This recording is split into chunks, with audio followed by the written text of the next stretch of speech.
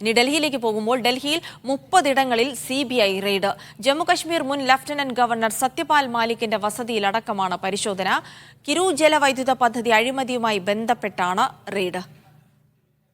PR Aravind ഉണ്ട് വിവരങ്ങൾ നൽകാനായി. അരവിന്ദ്, ഡൽഹിയിൽ മാരത്തൺ റെയ്ഡാണ് നടക്കുന്നത്. വിശദാംശങ്ങൾ എന്തൊക്കെയാണ്? ഡൽഹിയിലെ 30 ഇടങ്ങളിലാണ് ഇപ്പോൾ CBI റെയ്ഡ് പുരോഗമിച്ചുകൊണ്ടിരിക്കുന്നത്. ഡൽഹി പ്രധാനമായും മുൻ ജമ്മു കാശ്മീർ ലഫ്റ്റനന്റ് ഗവർണറായ സത്യപാൽ മാലിക്കിന്റെ വസതിയിലടക്കം ഇപ്പോൾ പരിശോധനകൾ നടക്കുകയാണ്. കിരു ജലവൈദ്യുത പദ്ധതി അഴിമതിയുമായി ബന്ധപ്പെട്ടാണ് ഇപ്പോൾ ഈ റെയ്ഡുകൾ നടക്കുന്നത്.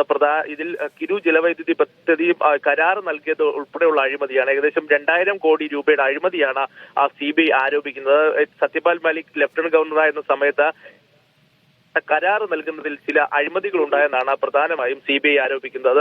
നേരത്തെ തന്നെ ഇതുമായി ബന്ധപ്പെട്ട് കഴിഞ്ഞ ദിവസങ്ങളിൽ ജമ്മു കാശ്മീരിലും അതുപോലെ തന്നെ ഡൽഹിയിലും പരിശോധനകൾ നടത്തിയിരുന്നു. പക്ഷേ സത്യപാൽ മാലിക്കിനെ കേന്ദ്ര സർക്കാർ ലക്ഷ്യം വെക്കുന്നു എന്ന ആരോപണമാണ് ഇപ്പോൾ പ്രധാനമായും പുറത്തു വരുന്നത്. നമുക്കറിയാം, സത്യപാൽ മാലിക് കഴിഞ്ഞ നാളുകളിൽ കേന്ദ്ര സർക്കാരിനെതിരെ ഗുരുതരമായ ആരോപണങ്ങൾ ഉയർത്തിയിരുന്നു.